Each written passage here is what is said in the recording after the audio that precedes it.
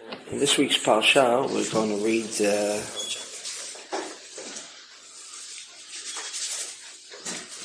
and it's referred to by its name Behar. Behar meaning Behar Sinai, on the mountain of Sinai.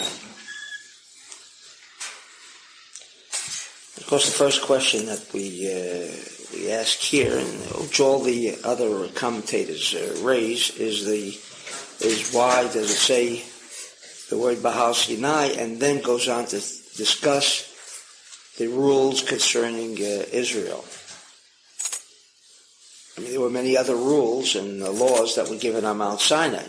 Why does it say on Mount Sinai and it then goes on to discuss rules concerning the earth of Israel, whereas you have thou shalt not kill, thou shalt not steal, and all of the other important Ten Commandments, and yet the Torah discusses the idea of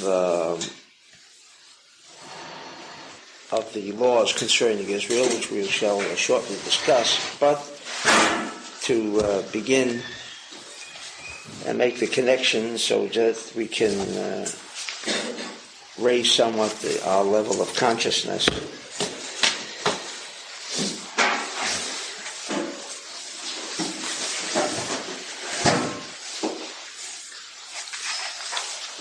The Zohar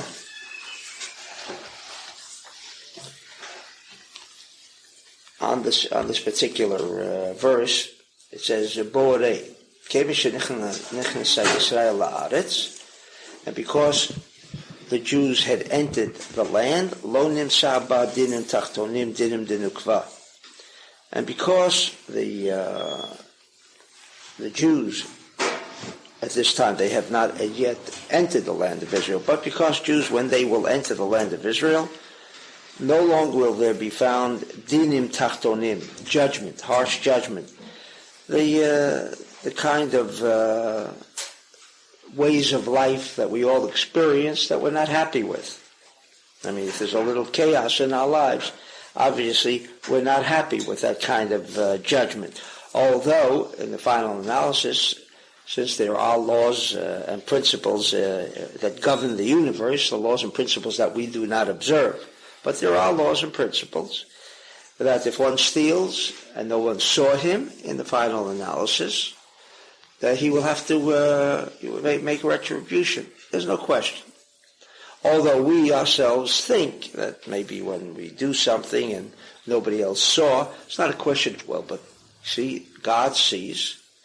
It's not a question of God seeing or God not seeing. As you all have learned in Kabbalah, God does not punish nor does he reward. It's the same idea as putting your finger into a socket. You don't call that punishment of God. In other words, you've gone against the laws and principles of the universe. A human being cannot come in direct contact with electrical current. Consequently, what is the result? The result is a shock. But this we would not classify as punishment from God. The idea of punishment from God is an old religious concept, which of course became corrupted as time moved on, because again, the essential feature is that that God is somewhere, and sometimes I recognize him being there, sometimes I don't. But that has nothing to do, according to the Zohar, nothing to do with the idea of reward and punishment as most people understand it. But rather, if there are rules in this universe which govern our actions, so if there is a little chaos in our lives, while we can always find to whom we can attribute the cause, it's always somebody else, obviously. It's never ourselves that may have triggered, may have initiated this kind of reaction.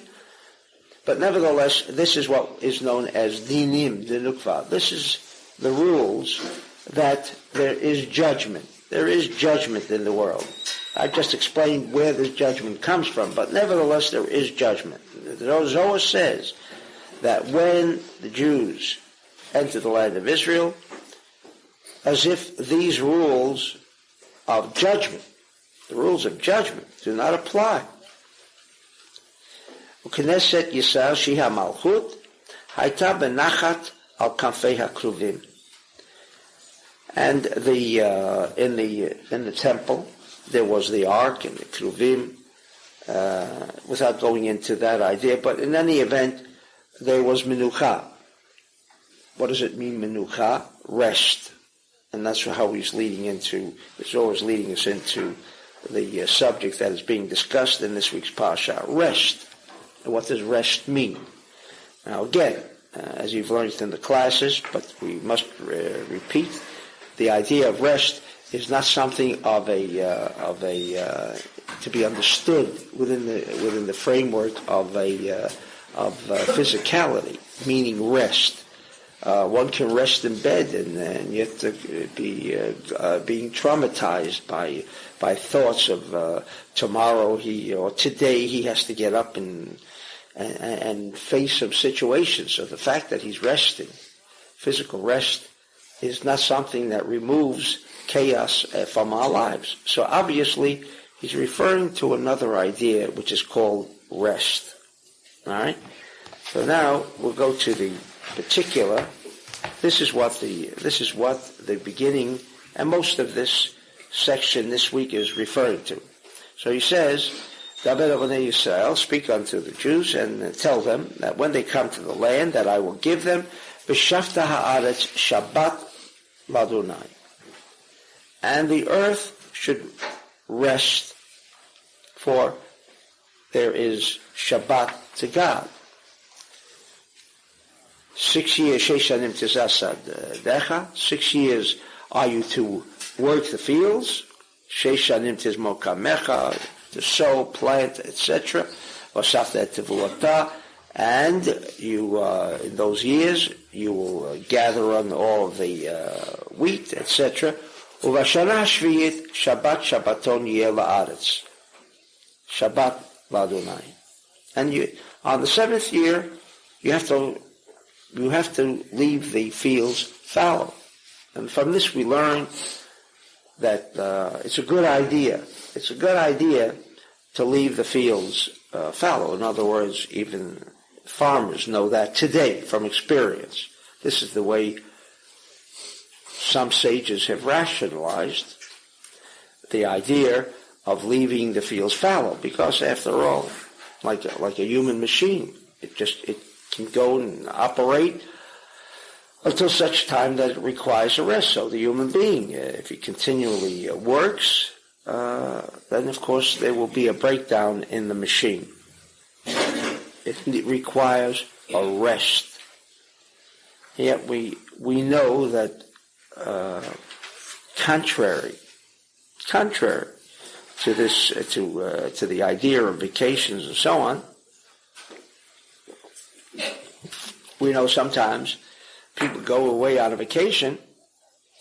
That doesn't necessarily mean that they've left their problems behind. They have taken them with them on vacation. So the vacation didn't wind up to be one that was anticipated. Vacation is not, according to the Zohar, to be construed as something that consists of, within the physical framework of rest, physical rest. We know even according to the halakha, according to the rule, that when we're discussing resting on Shabbat, it does not mean that the person must physically rest, must lie in bed, must refrain from doing work. A waiter, as an example, as you have learned, is one who is permitted to work on the Shabbat. No problem. Well, he's working. The sweat might be coming down from the brow, and he may not have one moment of rest other than to sleep a few hours at night, and yet there's nothing wrong, because the concept of working in no way applies, says according to the Zohar, no way applies to something of a physical content. Then what is What is the idea of rest? And now what about the land? What do you mean, leave the land fallow? Okay, they found that if you don't continue to plow the land incessantly, it produces better fruit. Is that the rule at all times? The answer is no. Some fields can be worked here in this country, and some fields, even if you let it fallow for 10 years, it's still not going to produce the kind of fruit that we would like to see from the resting of the fields. Therefore, the Zohar, in these few words, explains what the concept of rest means. What it says with someone who does not observe these rules, someone who does not observe the Shabbat, because it's the same word that is now being used for the fields. Well, why does the field need a rest? Why does the field need a rest? If indeed the idea of Shemitah, which is the Hebraic or the biblical term used for the year of rest, the field must remain fallow throughout this year. And yet, it's a specific year. One cannot choose which day or which year he's going to provide rest for the fields. In other words, if the concept remained within a framework of physicality, meaning the land must rest, so that he can choose any year he'd like to keep the field fallows, as they do here in the United States. But in Israel, if you're familiar with the way the religious people there at least conform to this concept, is that there is every seventh year, and they know which is the seventh year, it is a particular year. In other words, if someone would leave the fields fallow on the fourth year of a cycle, that would not conform to the principles laid down here in the Torah. Well, they say this is the religious connotation, like Shabbat. One must observe the Shabbat. What does it mean he should observe the Shabbat? He should not desecrate the Shabbat. If he doesn't follow the rules of Shabbat, he then desecrates Mechalel Shabbat. And I mentioned last week, the word Mechalel, mentioned in the Torah, does not mean desecrate. It comes from the word halal, vacuum. And there too, a corruption set in. How do you correspond? How do you reconcile the word lechalel, to desecrate, with the word halal, which means vacuum?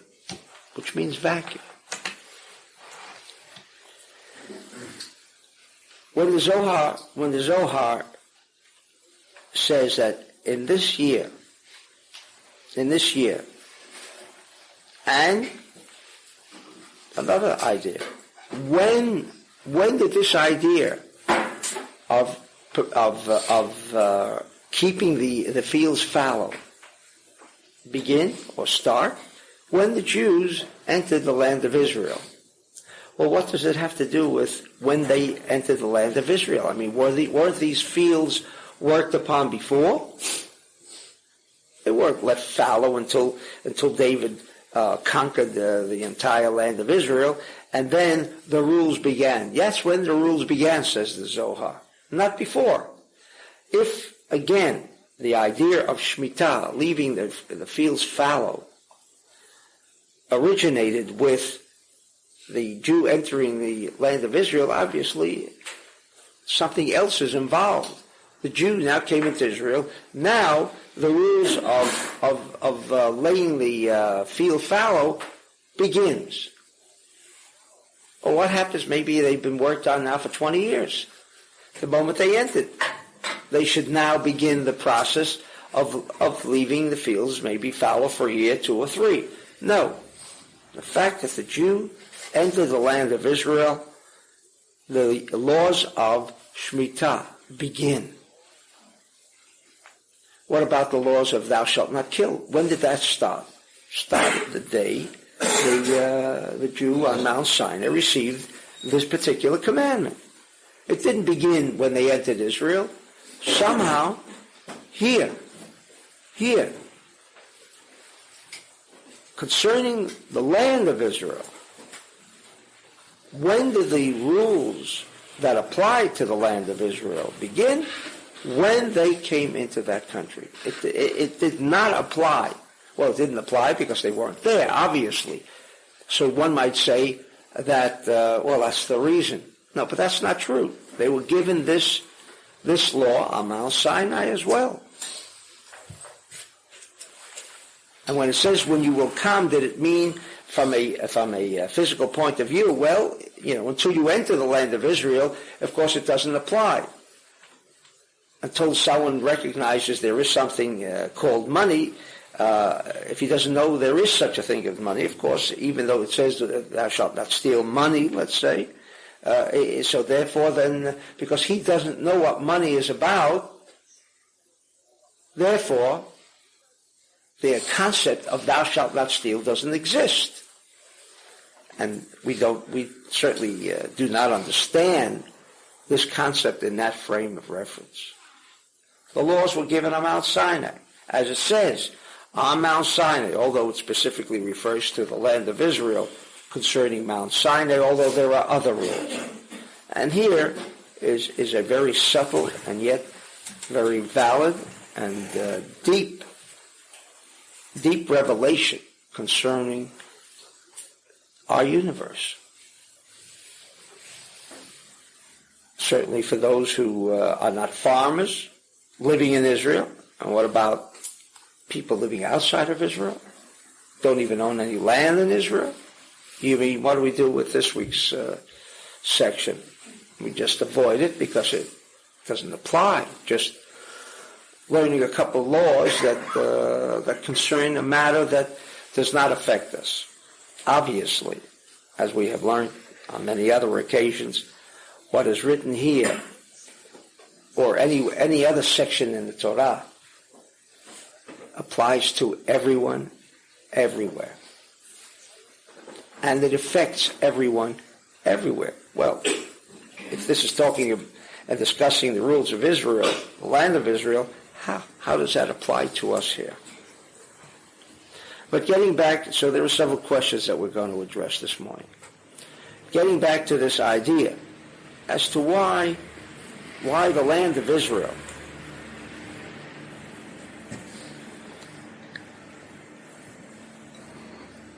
did not fall under the rules mentioned here about lying fallow and so on until the Jew entered the domain, until David captured the land, and now it was in the possession of the Jews.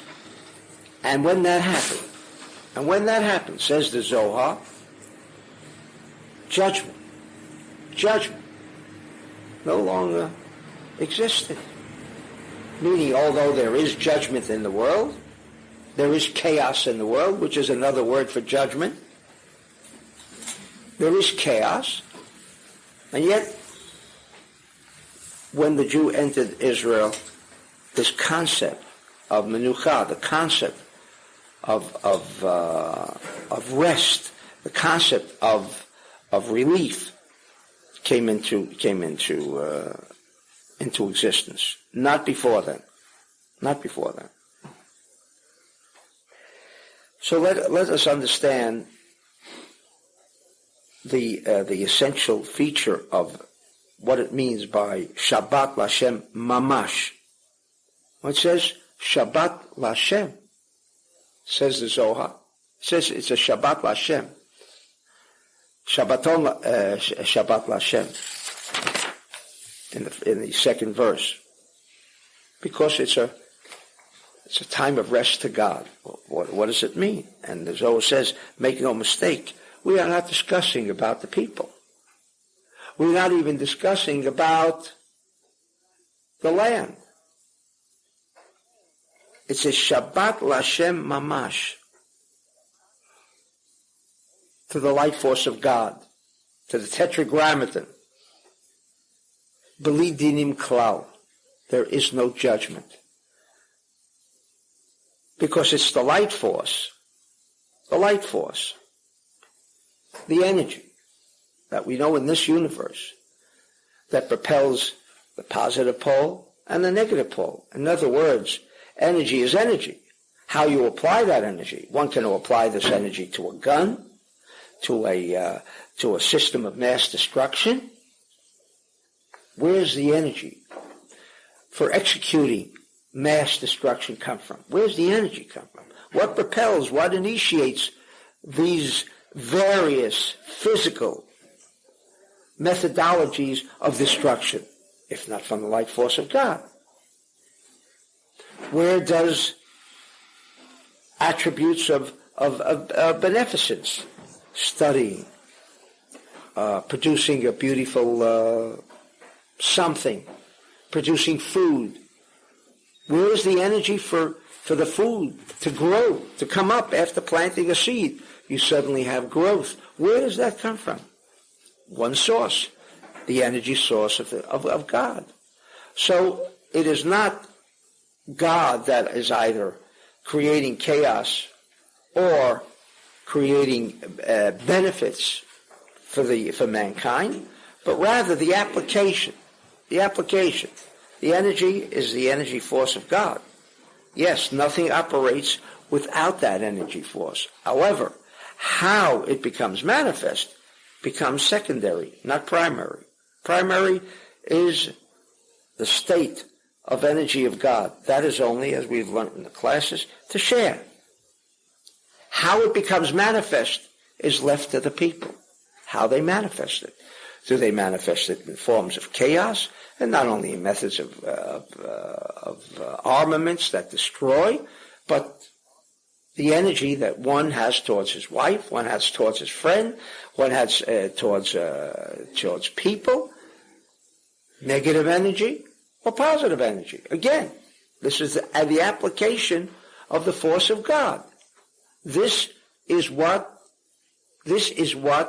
initiates whatever activities we are involved with, whether it be positive or negative, again, originates with one source, and that's the source and energy of God. We apply it either in a negative way or we apply it in a positive way. But it is not God.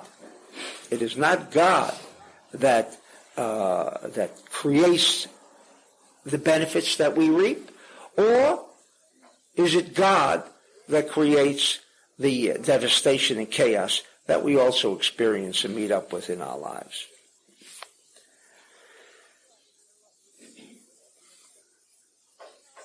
When the Torah says this is a time of rest for God, time of rest in the frame that the Zohar refers to as menucha,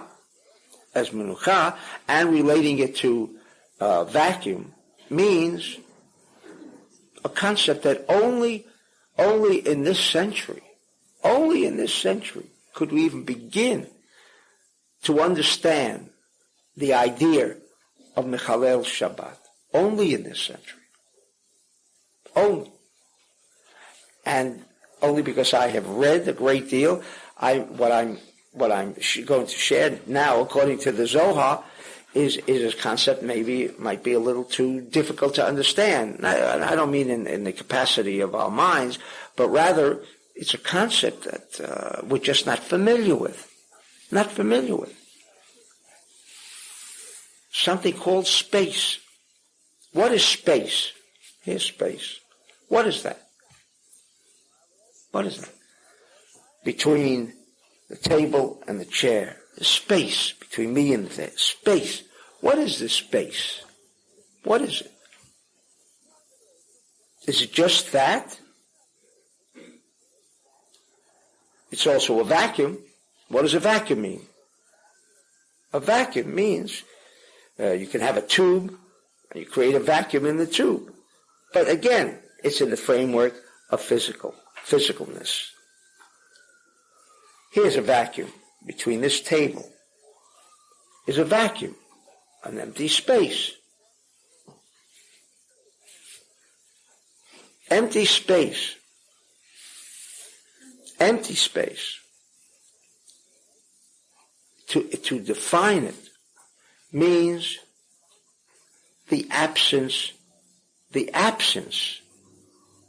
of the physical revealment of the light force of God. In that place, the force of God is not felt,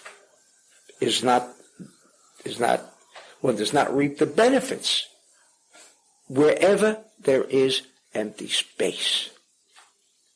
Empty space, in one word, is mankind's enemy. What is dinim? What is judgment? What is chaos? If you'd ask me, what is chaos? Well, chaos means when, in Bosnia, there's chaos. So I refer to a particular area where we can all understand what's going on there, suffering, pain, etc. That's chaos. Does chaos always relate to a condition where there is physical violence? No. A person can be very happily married, full of content, yet he now doesn't have the ability to provide his family with bread. Is that chaos? Yes. Another form of chaos. And we can go on and on and on and on. So there are different forms of chaos, and the answer is no. There is no such thing as chaos being displayed or manifested because we become uncomfortable.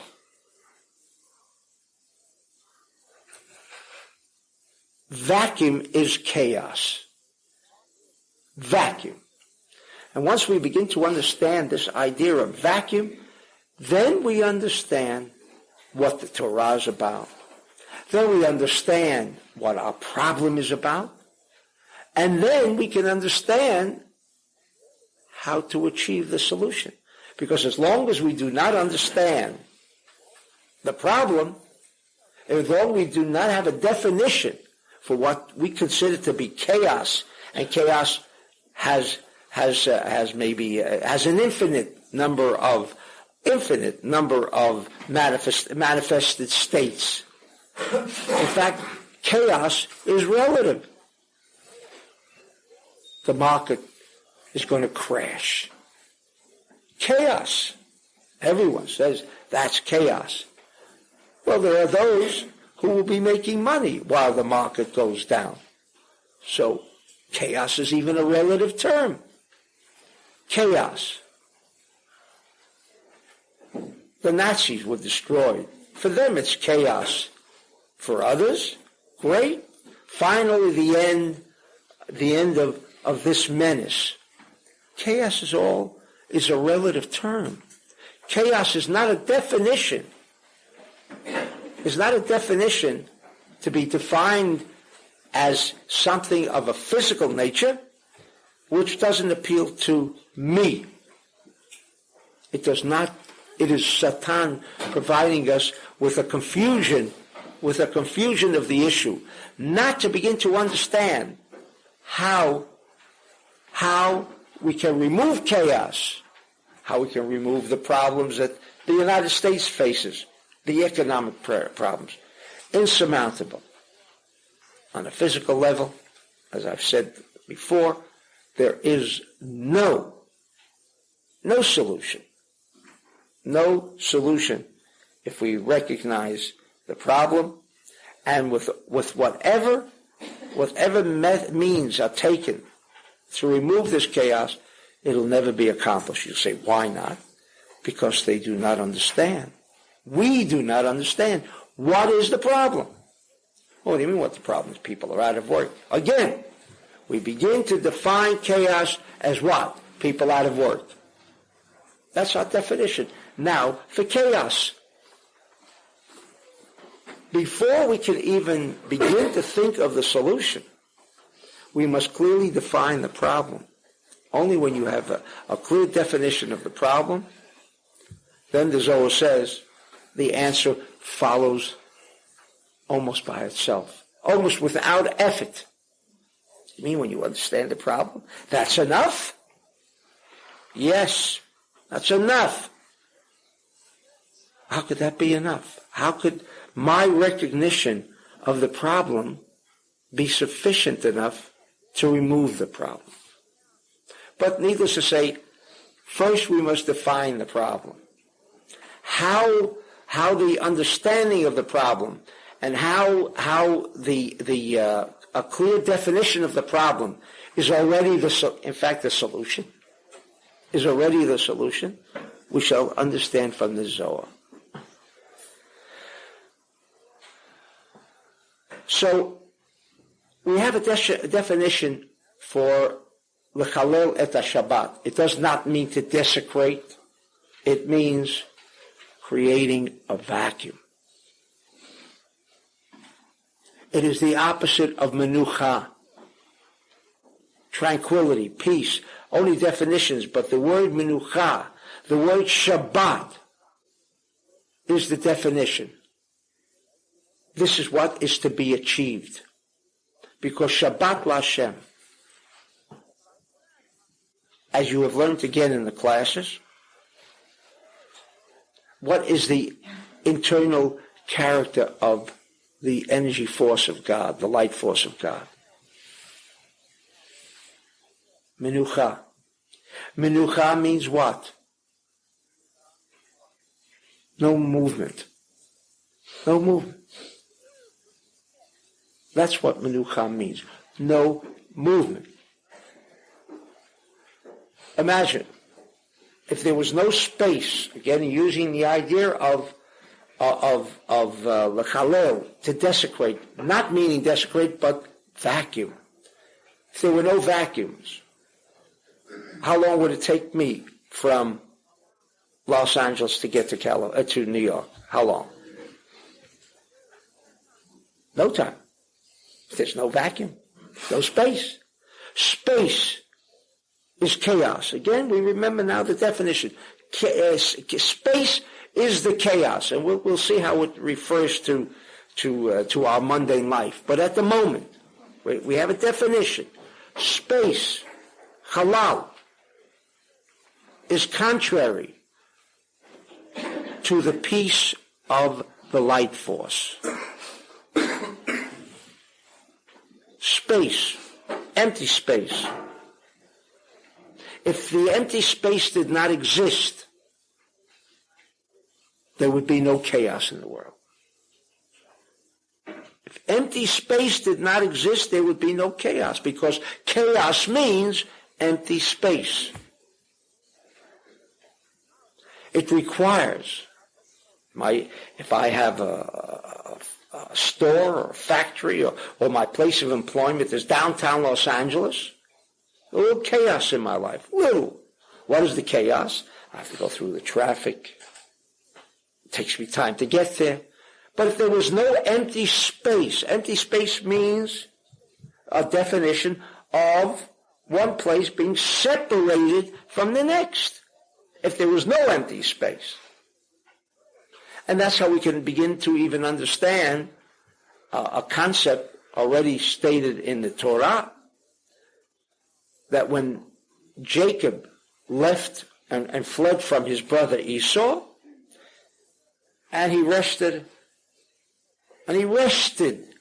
on a place, lied down, rested, and God says, the land that you are resting on will be yours. And of course, all the commentators ask, how much space can Jacob occupy? That God now is promising him that the promised land, Israel, now will belong to your children. How much space can he occupy? Says the Zohar that he brought together the whole land of Israel, and it rested under the physical body of Yaakov, of Jacob. How do you condense? How do you condense this whole land of Israel and it becomes a pinpoint? Without getting into physics, and I'm not familiar with physics, but today it is known in physics that a human being consists of 99% empty space. An atom, the little atom, the nucleus, in relation to the space that the atom occupies, this empty space is worlds, although we're talking now of one pinpoint of an atom. Space, when it's condensed, according to the Zohar, as it was in the case of Yaakov, condensed, no longer was there empty space, then what did it mean? Everything became small? That what he was promising Yaakov? He was promising him a land, as the Zohar says, without dinim, without judgment, without chaos. What does that mean? A land without empty space. A land without empty space. Again, this is their words. It's a very subtle concept, but it's so essential that we know and understand this concept, because when we do understand that concept, then and only then can we have control of that entity known as empty space, that entity known as chaos, because we have a clear definition of what is chaos in our lives. Whatever is bothering us at this very moment is a form of chaos. If we're not satisfied with something, we're not at rest with ourselves, we're not at peace with ourselves, what's wrong? Well, then we go on to a discussion of what's wrong. Each one of us can tell another story. How long? How long will it take us for the whole world to discuss what their own particular chaos is? How can we address all of the chaos that exists in the world? We have one word: space. Eliminate space, you have eliminated chaos, because space and chaos is the same idea. Space is chaos. Defined on a physical level, most of our problems relate to space. Without going into the details, most of our problems, when I say problems, I won't use the word problems, but most of our activities are taken up with empty space. Birthday of a child, a friend, you have to go to buy a present. It involves space. It takes up time to accomplish. You can't accomplish the objective. Because of what reason? Any objective that we have is not accomplished instantaneously. Why? It's a matter of space. The space in the world that exists is the essence of chaos, because it does not permit the realization of achieving an objective without going through the hassles of space. What is chaos? Not the result of which store is closed. I wanted to buy flowers. Store is closed. Now I cannot achieve my objective. And a million other circumstances that will arise that I cannot achieve my objective. But if we want to know the root of the problem, is not that, well, I wanted to buy you a present, but the store was closed. I wanted to buy you a present, but they were out of what I wanted to buy for you. Whatever. I had a meeting, an important meeting, to close some contract. Couldn't get there because flights were canceled, traffic didn't put, whatever. Space. It is not the result of what we consider to be chaos, but rather one single word. Space. When God promised Jacob the land of Israel, what was so important about the land of Israel? So important about the land of Israel. We answer, until today, the energy center of the world. Therefore, at least in the synagogues of the center around the world, we never forget to hear it being announced. We're either at Yosef HaTzadik, or we're at the place of the Holy Temple. We're not here. We're there. Why? Because that's the energy center of the world. That's the energy center of the world.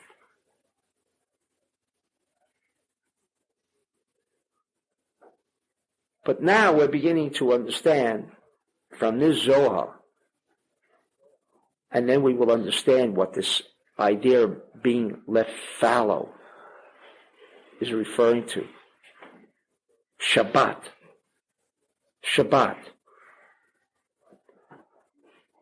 And why only certain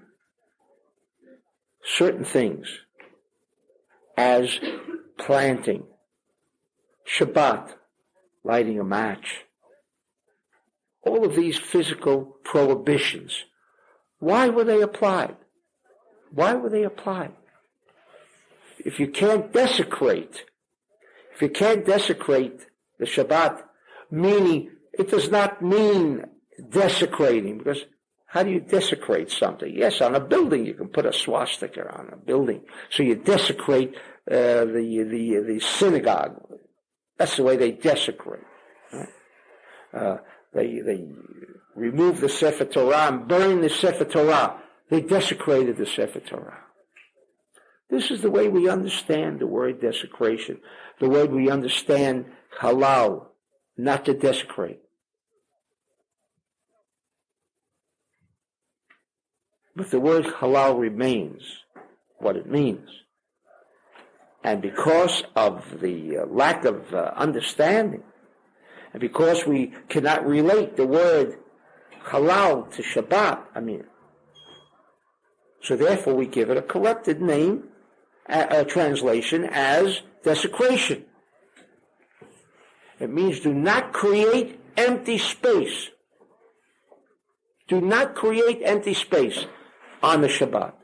Do not create empty space. Do not create empty space in the land of Israel. Why? Because empty space is chaos. Space. Does that mean that on the seventh year, or the seventh day, because the term for the earth is the same term as for the Shabbat, the seventh day of the week?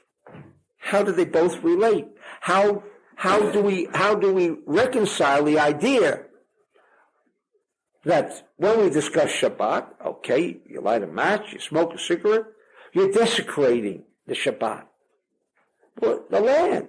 What are we doing with the land? What are we doing with the land? That we desecrate the land. You plow the land, you're not putting a swastika on the land. Even burning the land, you're allowed to burn the land, by the way, on the seventh year. the year that is known as Shemitah, you're allowed. Not allowed to plant. Not allowed to sow the land. How is that considered halal? Desecration. Same idea. Desecration. When we understand, when the Zohar, only from the Zohar can we understand the significance of what the Torah wants to teach us, and why, we'll get back to the original first question, why here, concerning the land of Israel? So to say, Bahar Sinai, when you are Mount Sinai, I gave you this, but he gave us many other laws, many other rules. In fact, he didn't even discuss on Mount Sinai. There was no discussion of the land, no discussion. And yet, the one place in the Torah when there is a discussion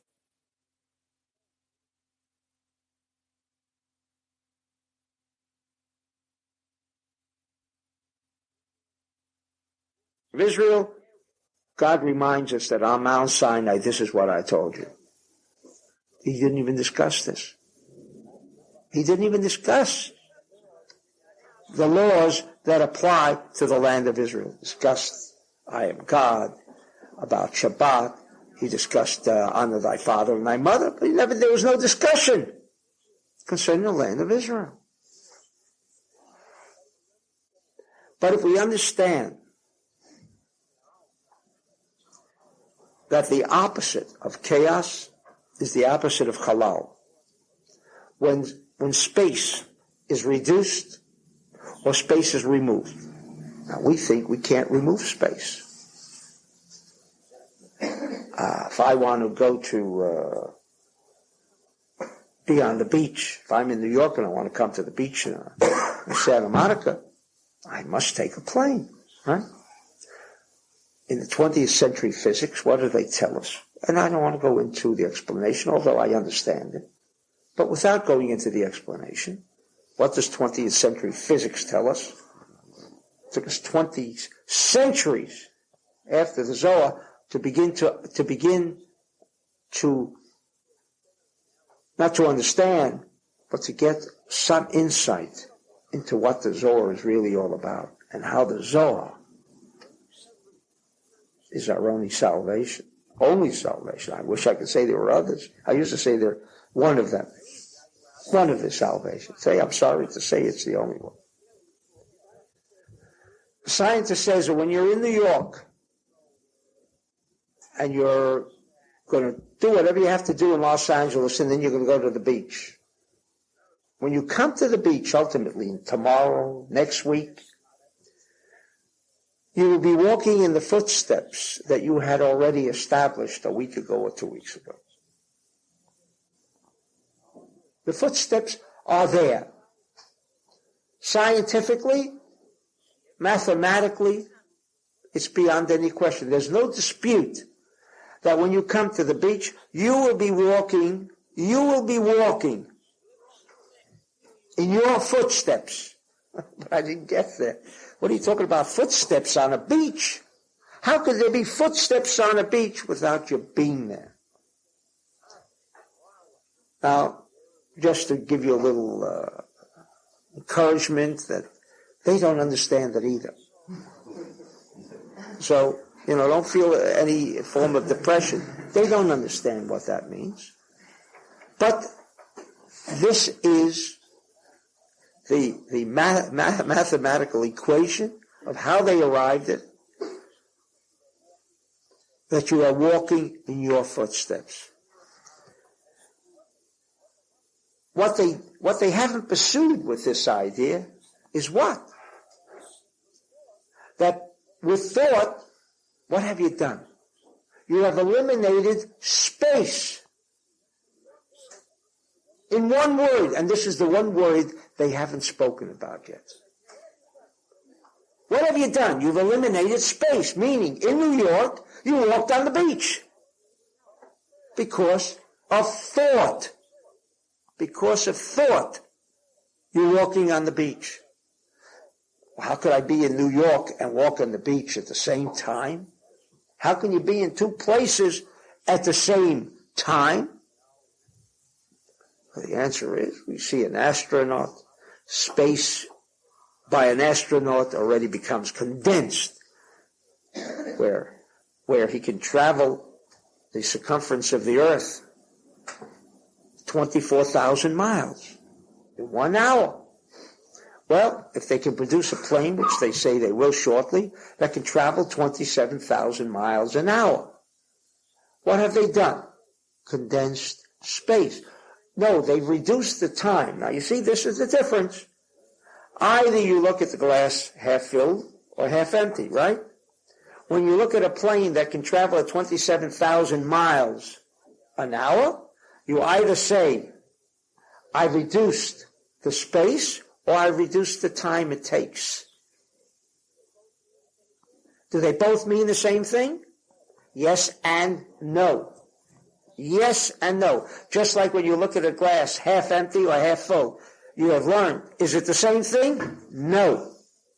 It is the same thing. The glass didn't increase in substance or decrease in substance. Well, why is there a difference? So you have already learned what the power of the mind is. That the mind, when someone says it's half empty, is in a frame of negativity, looking at things in a negative way, half empty. Whereas the other person, when he looks at that glass that says it's half full, he begins to see the ascension of it. The other one saw the descending of the water, the lowering of the cup from its substance of water.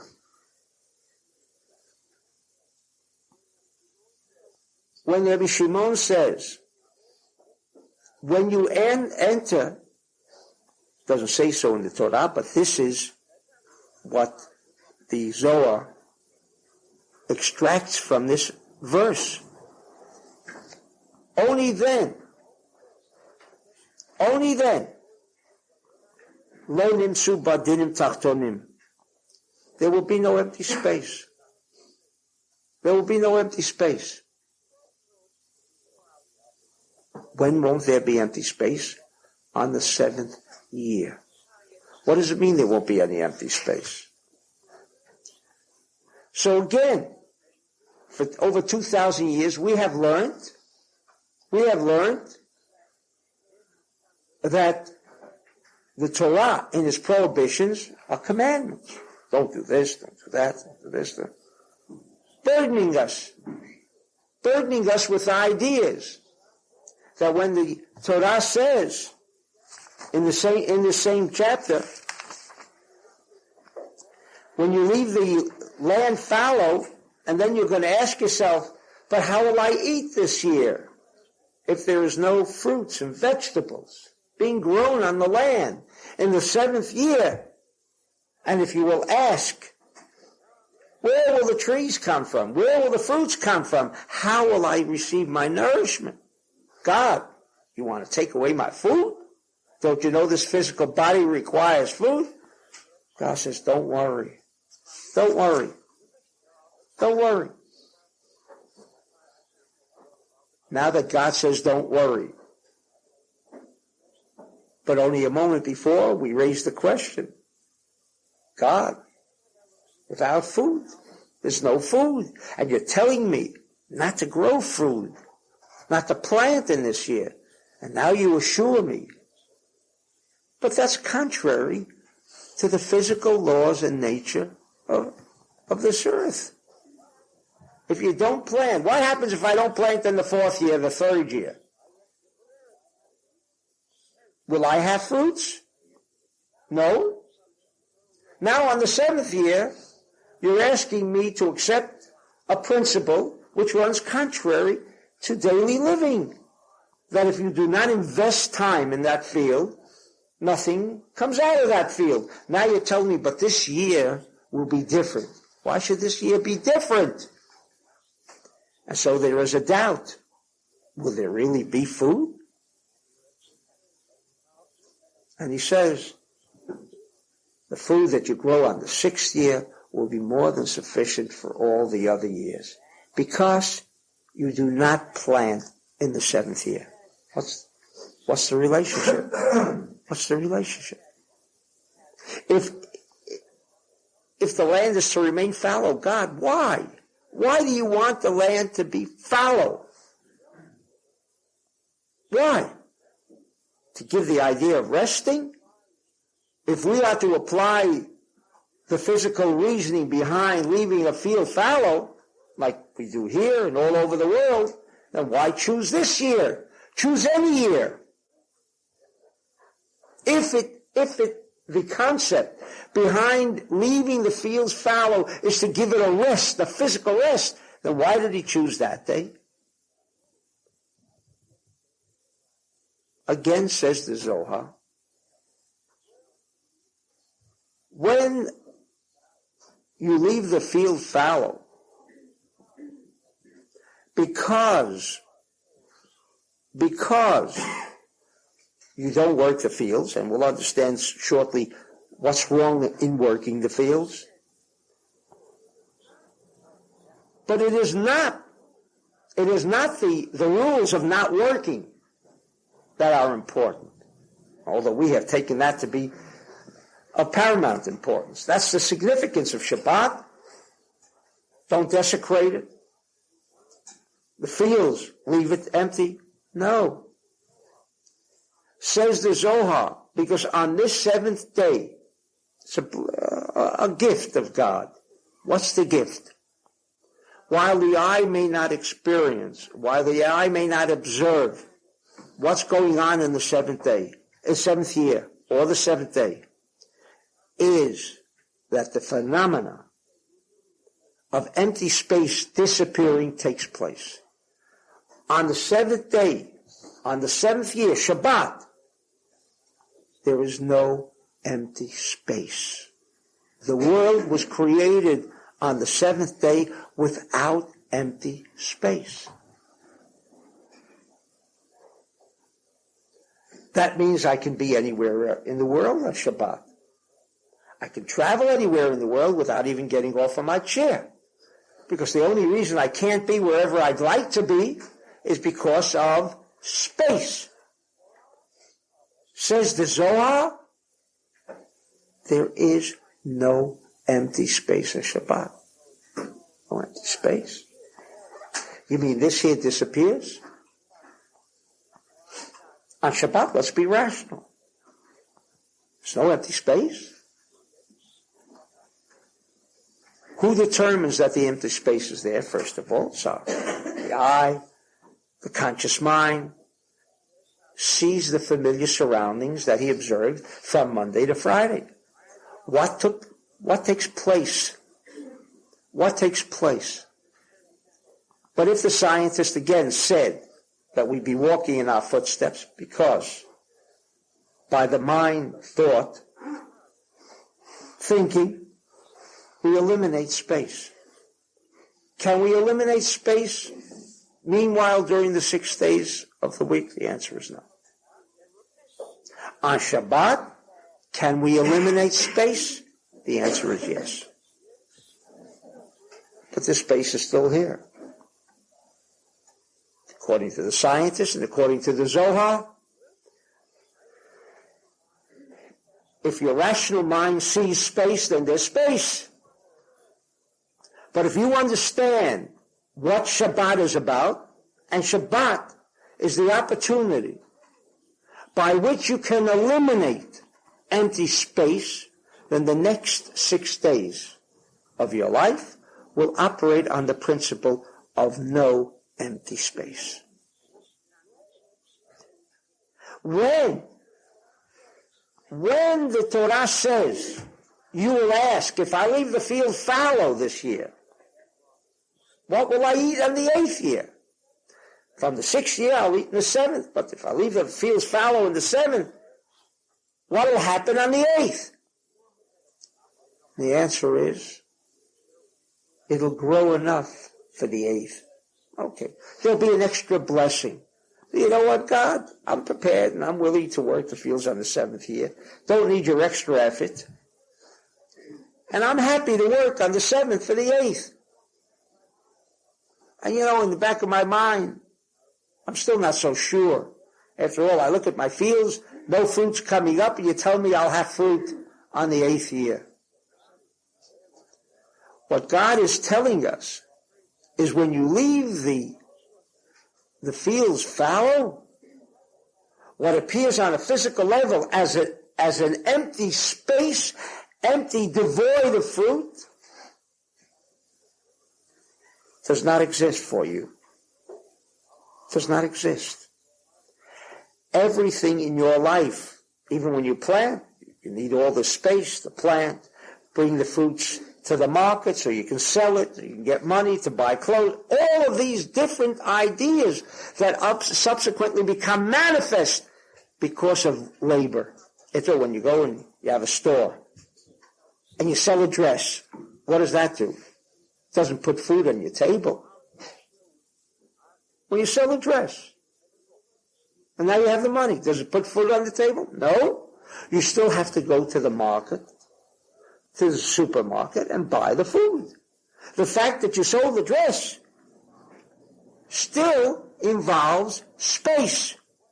Whatever action you do. What happens if you plant? And what happens if you sow and you do all the requirements that the field finds it necessary to produce a tree or a tree of oranges? Does it necessarily follow because you plant there will be a fruit? It requires space. From the time you plant, like from the time that you acquired money from the sale of that dress, before you can have food, it still requires space. And along the way, who knows what can happen. Chas v'shalom, someone could come and take that $100 you just received for the dress and steal it. So it's not even certain that with the $100, you still have food on the table. Why? All of the space involved. But if the moment that I sold the dress, I could go to the market instantly and put the food on the table, and condense that space. No problems. Then of course there's no problems.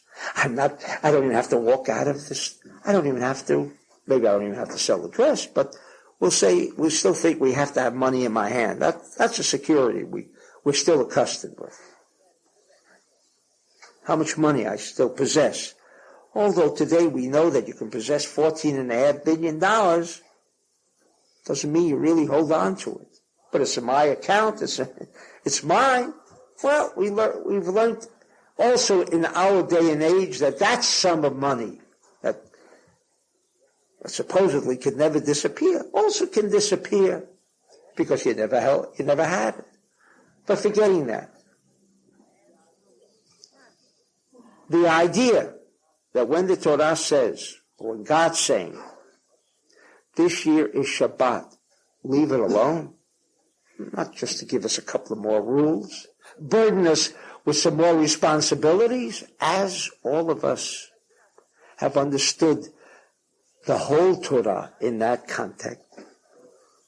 Burden, laws, religion.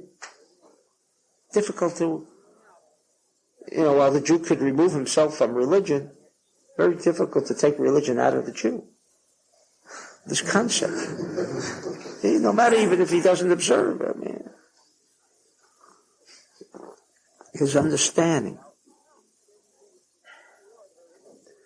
This was not the idea.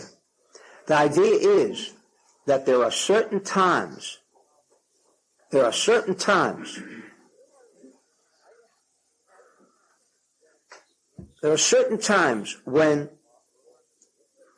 when we can experience and connect with a concept which is beyond the rational mind, but according to the Zohar and the Torah, is very operable on a very mundane physical level. The idea that we can remove empty space. When we asked, why is it that the Jew, or it was necessary, says the Zohar, when the Jew entered the land of Israel, no longer would there be dinim, or as we now explain it, no longer would there be empty space. Why did it require? I mean, what happened before they got there? Before they got to the land of Israel. Before they got to the land of Israel. Meaning what? What's the land of Israel? That within the land of Israel, this potentiality,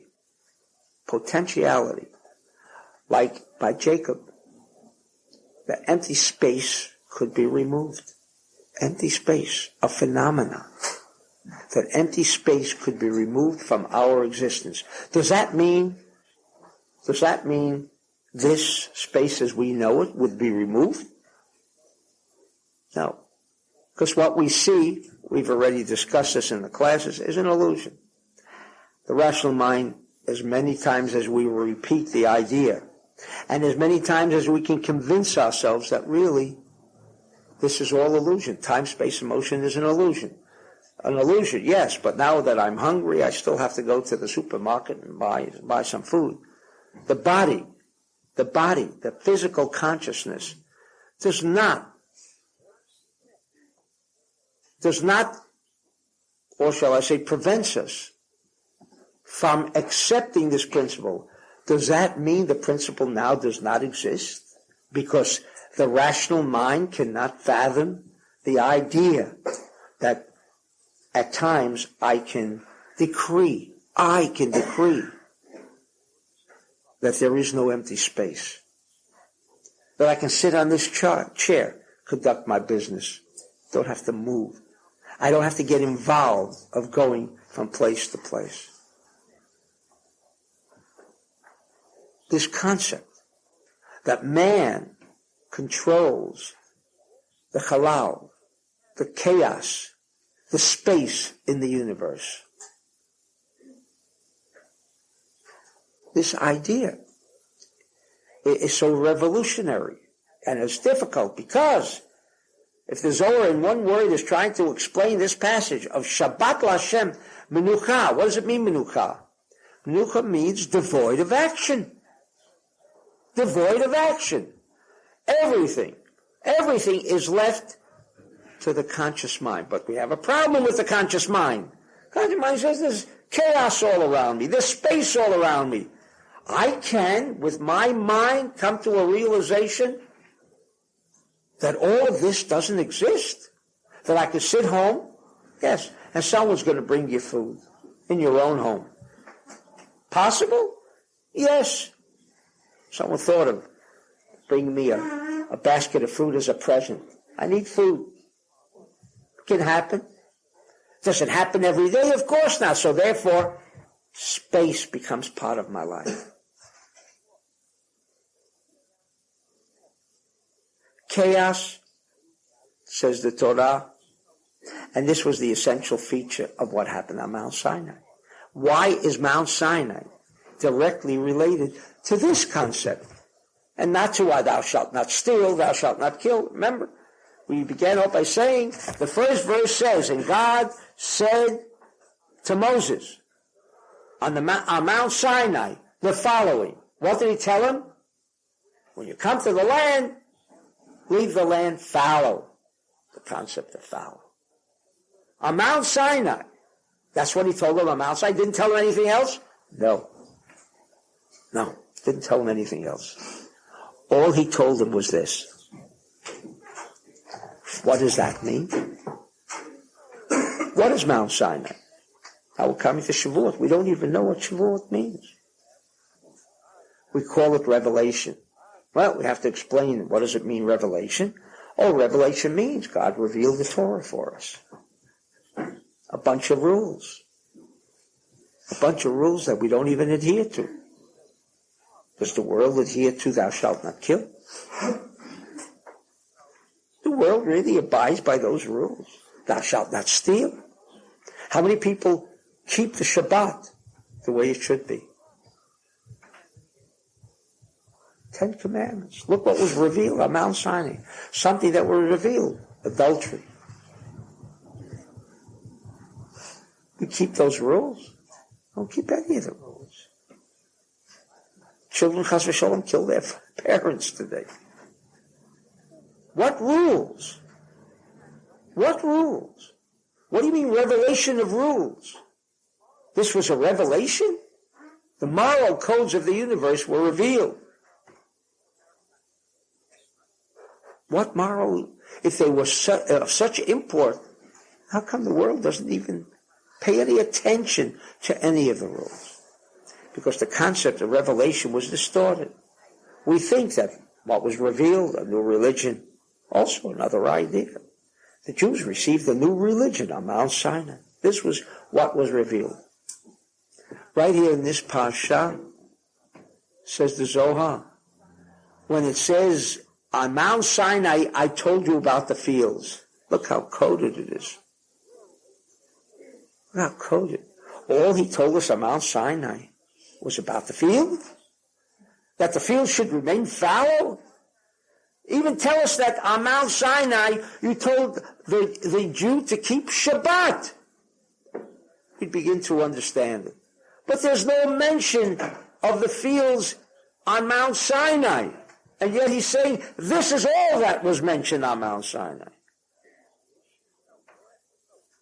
That question is enough and should be enough to lead us into an understanding and raise the question. What do you mean on Mount Sinai, this is what I told you? Because in this one verse, we get the definition of what revelation meant. What revelation means. Revelation meant reveal. Like when a room is dark, you light a match. What happens? Well, before the match was lit, if it's in a big auditorium, I can't see the second wall at the end of the room. Oh, if I walk to the end of the room and I smack my head into the wall, I'll realize there's a wall there. I've got to walk, and then I smack my head and then into that wall, and then I realize there's a wall. I light the match. What happens? Instantaneously, I don't have to walk to get to that wall.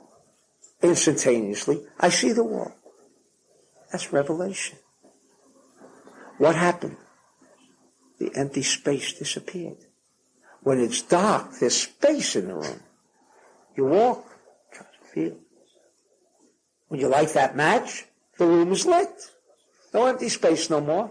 Well, isn't there any space between me and the other wall? I see it instantaneously. Well, don't you have to walk there? No, I don't have to walk to find out if there's a wall. I already perceive it. It's already there. It's right next to me. I don't have to go through the effort of walking. On Mount Sinai, revelation, Shavuot. Shavuot, from the same word of Shabbat, all in the same framework. Revelation. Yes, it means revelation. What was revealed? What was revealed was the disappearance. Revealed was the essences were only revealed. What do you mean they were only revealed? That's right. That if I have to get from this chair to the table, this empty space, the form of chaos disappeared. Because space, time, space, and motion is the only chaos that we have to experience. Remember, I don't want to go through an hour and a half again of explaining how chaos and empty space are synonymous. But if you walk away from this session, if you can only register, and after listening to what the Zohar had to tell us, which sounds reasonable, supported by science, space, empty space, and chaos are synonymous. Not chaos means they're killing people. Not chaos means there's a depression. Not chaos means there's conflict in a family relationship.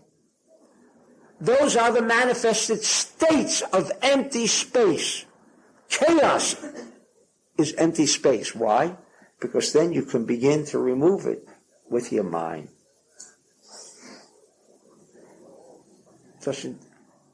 you will never resolve, as we haven't resolved in 2,000 years. Chaos on the physical level. We finish one war, we're into the next. We finish one recession, we're almost into the next. Up and down, up and down. Everything reverts back to where it was. We've gone through what? A motion of 3 years, 5 years, 10 years. It's as if you took out the bottom or the tops, it would be one line. The only thing that the graph is filled with is what? Notice the line? The rest of it is what? Space.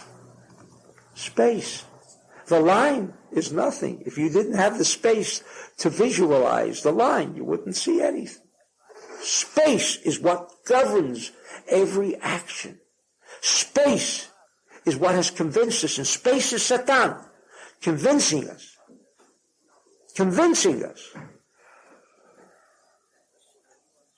that space is not a problem.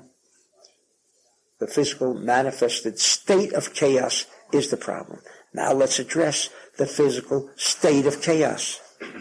We have a health problem, a health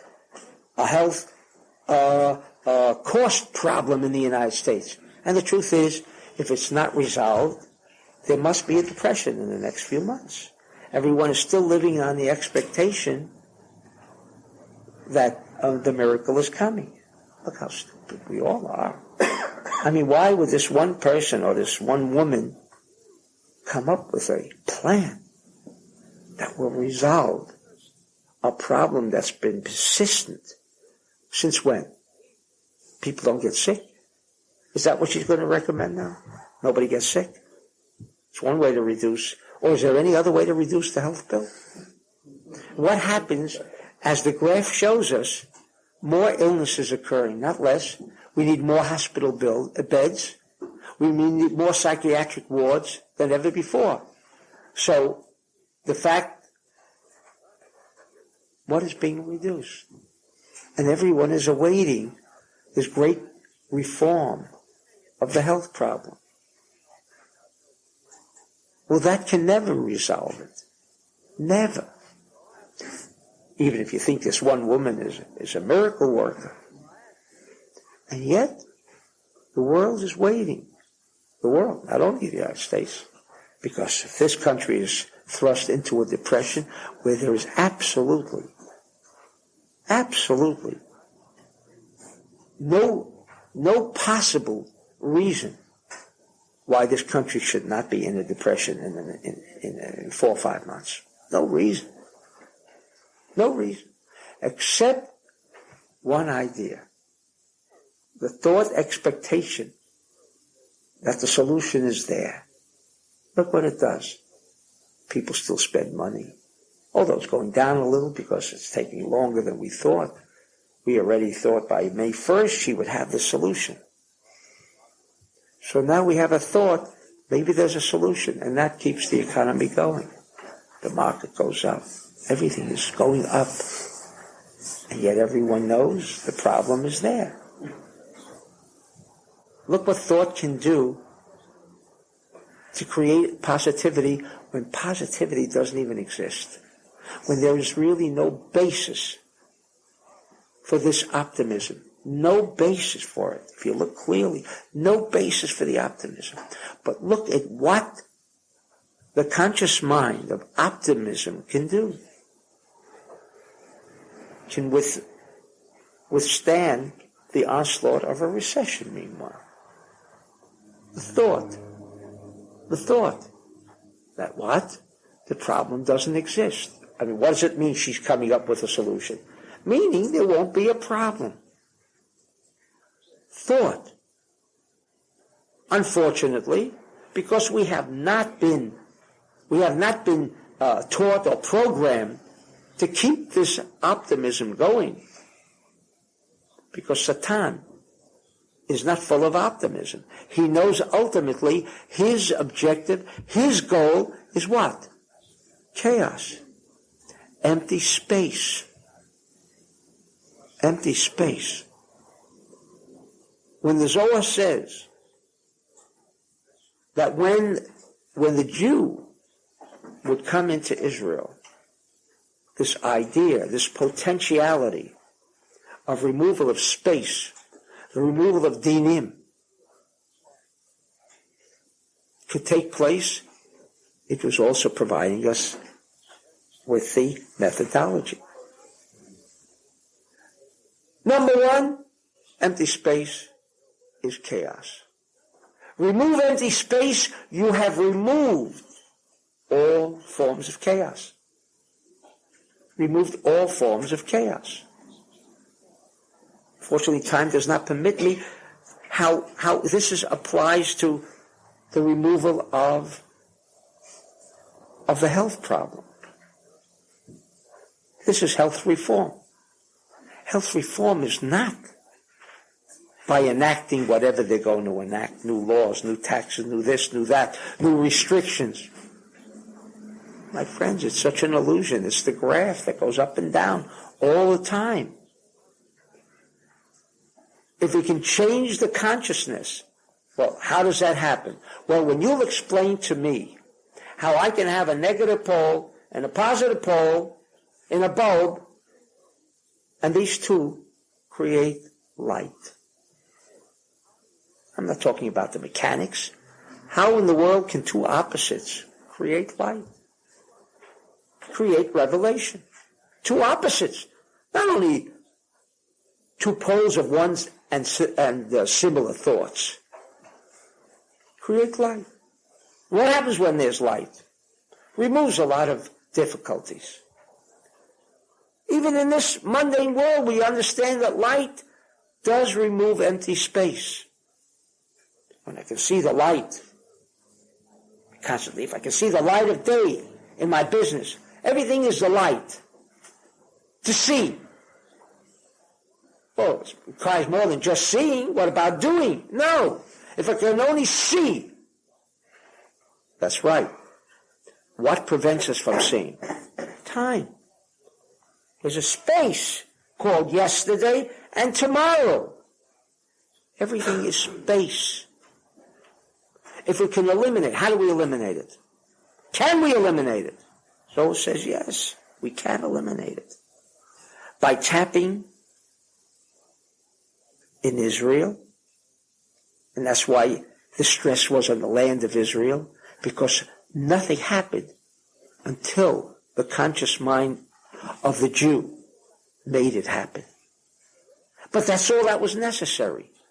The rest of the rules about not lighting a match on Shabbat or not working the fields, why was that necessary? It wasn't a burden, no rules.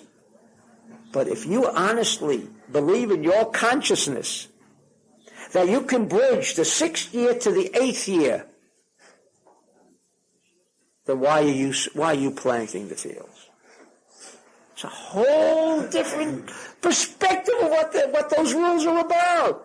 God is not telling us, do this, do that, don't do that, don't do that. It has nothing to do with rules. To do with consciousness. On Shabbat, you can tap, and that's why it's so important when we read that Torah. That's why Shavuot is so important. Shavuot is such an unimportant holiday for Jews all around the world today. You know how many people, especially now that Shavuot falls in the middle of the week, and now conflicts with a daily schedule? You have maybe 1%, and that might be too high of a figure, of Jews around the world that will be involved with Shavuot this year. And yet, what we would be tapping is a source of energy of Mount Sinai. What does it mean? To tap an energy that is not governed by empty space. Not governed by empty space. Now, if you trust, when I say trust, I mean you're convinced. We're not stupid. We're not being asked by God to accept it. But in the absence of removing chaos and in the absence of any other solutions, try this one. Try this one. This one at least gets to the root of the problem. Empty space. On Shavuot. Revelation. What does it mean, revelation? The removal of empty space. In your affairs, your daily affairs, you have a power now. That's what it says. Shabbat. If you do the Shabbat right, the rest of the week is under your control. What does that mean, the rest of the week? Yes. Because the rest of the week means time and space and motion. If you don't disturb this connection, well, how do you disturb it? Desecrate it. If you in your mind do not create the empty space, that's what it means, do not desecrate. It doesn't mean do not desecrate. Do not inject the idea of halal, the idea of what? Of empty space in your mind. Keep that. You have an opportunity to tap the energy of non-spatial physicality in this physical universe. It's the only way we can change anything in our lives, rather than going up to Satan gives us a couple of good days, a couple of bad days, a couple of good years, a couple of bad years. This is the cycle of mankind. Never changes. People say they don't want to change. You have to go through changes. Unfortunately, there's health up and down. And we go through changes. People are afraid of spirituality because it might require changes in my life. Stupid. You're going to have to go through changes anyway. This change is a change that will bring the end of change. Amen. Amen.